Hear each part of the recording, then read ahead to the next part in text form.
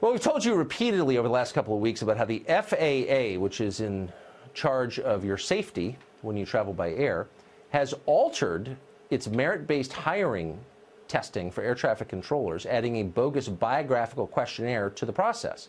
The new test's existence is bad enough. They are seeking out the unqualified intentionally. But even more worrisome than that is the fact that the FAA apparently didn't care if people cheated on their already watered-down test. In 2016, the Department of Transportation found that the National Black Coalition of Federal Aviation Employees had given its members guidance on how to answer the biographical questionnaire so they could pass it. In other words, the group helped them cheat by giving them the correct answers ahead of time. Cheating on a federal hiring test is a crime, and it ought to be. And yet, despite that, nobody was ever charged. In fact, one union member connected to the cheating appears to be still employed by the FAA. Michael Pearson is a former air traffic controller. He's an attorney, and he's involved in litigation surrounding the FAA's hiring practices. He joins us tonight. Michael Pearson, thanks a lot for coming on. First, this is such a strong allegation that I want to get to how you know this to be absolutely true. Well, I've been involved in this since it actually began when I first heard about it.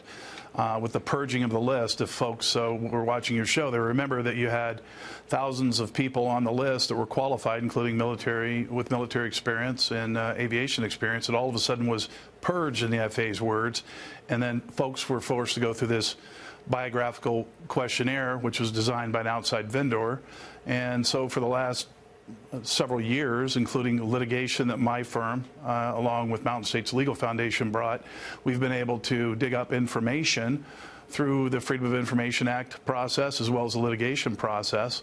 So not only do we have internal people tell us this was going on, that they were afraid that if they would come forward, the FAA would penalize them, the DOT would penalize them at fairly high levels of the government.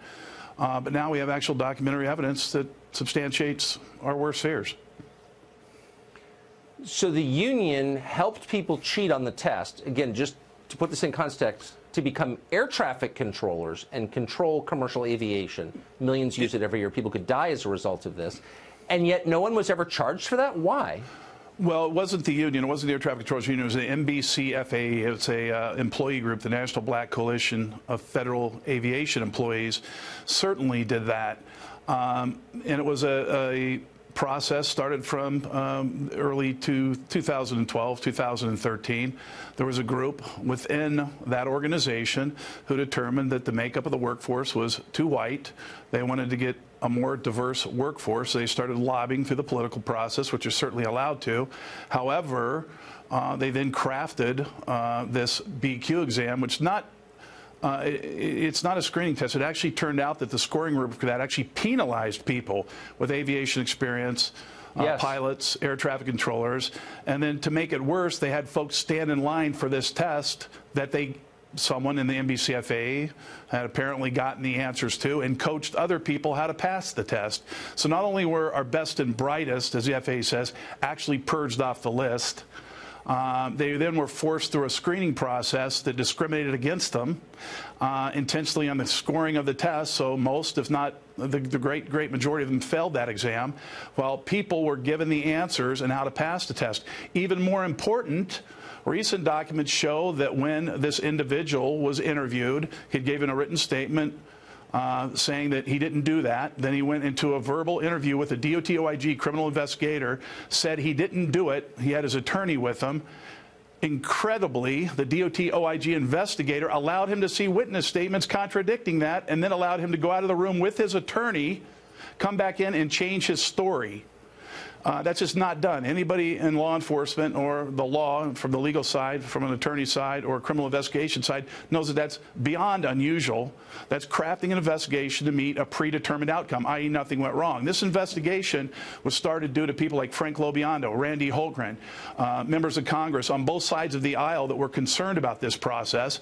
And the DOT OIG investigator's final result are basically his suggestion or his recommendation was that this not be forwarded to the Department of Justice for a criminal investigation.